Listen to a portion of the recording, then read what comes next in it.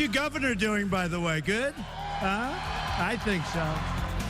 Good enough to make his running mate? We are about to find out. Donald Trump and Governor Mike Pence taking the stage together.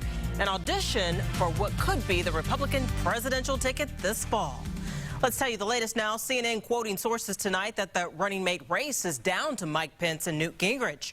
Trump telling Fox News he has a pretty good idea who he's picking and that it won't be a surprise. Trump expected to appear with his VP candidate for the first time on Friday. We've been on top of this major political story from the very beginning, and we begin our team coverage at 11 with Rafael Sanchez on Trump's provocative comments about Pence. Erica, good evening. There's a reason the countdown clock is still ticking. Donald Trump has yet to name a running mate. He did mention the governor's name 2 different times in his speech, but made no guarantees. He made no official announcement. Before thousands, Donald Trump made it clear Governor Pence is still a possible running mate. He waited until the last few minutes of his speech to say this. I often joke, you'll be calling up Mike Pence. I don't know whether he's going to be your governor or your vice president. Who the hell knows? But you're going to call up, good man, but you're going to call him and you're going to either say governor or vice president. Sir, please, please speak to Mr. Trump. We're winning too much. If Pence is his choice, he must make it known by Friday. That's the deadline the governor is facing, whose name can't appear twice on the November ballot. Donald Trump knows that the boundless potential of the American people awaits, and we can make America great again. It was the governor who introduced Donald Trump to the crowd, with no interest in Hillary Clinton and concerned about national security and jobs. If chosen, the governor seemed ready to deliver Indiana Republicans on Election Day.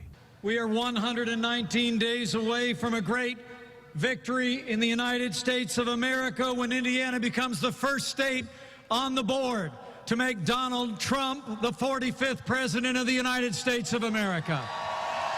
Pence may have an edge, since his party's nominee is a fan of Hoosier voters. You know, we had a great victory here not so long ago, and Indiana was the state that put me over the top. Thank you, folks.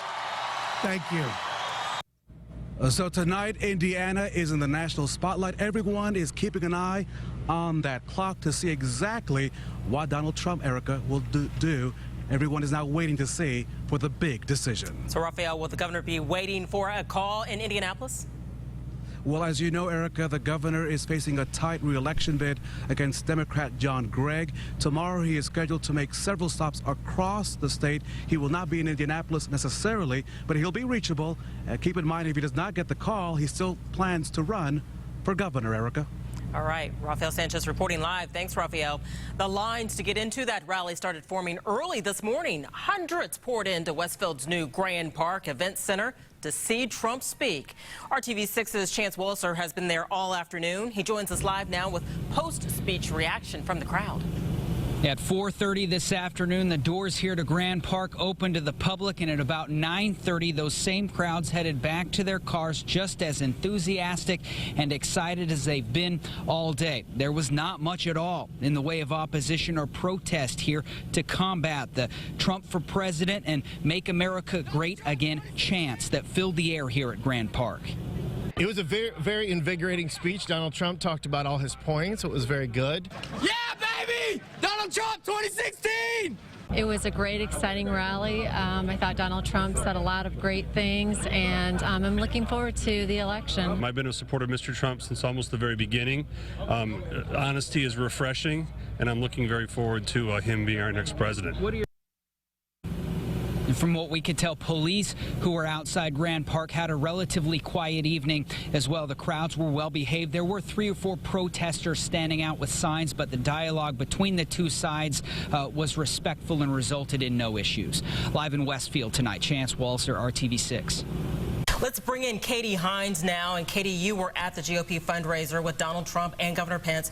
What were people saying as they were leaving? Well, they said that Donald Trump was very high energy, very personable, kind of worked the room, that he was fun, funny, and generous. Lots of speculation about the vice president's selection. What did people have to say about that? Well, so they tell us that there were no big VP announcements or revelations, but that Trump did say that Pence is a key consideration at this point, that he's still deciding, but that Pence is definitely still in the running. And Senate President David Long made the remark that the two look very telegenic together. So make of that what you will.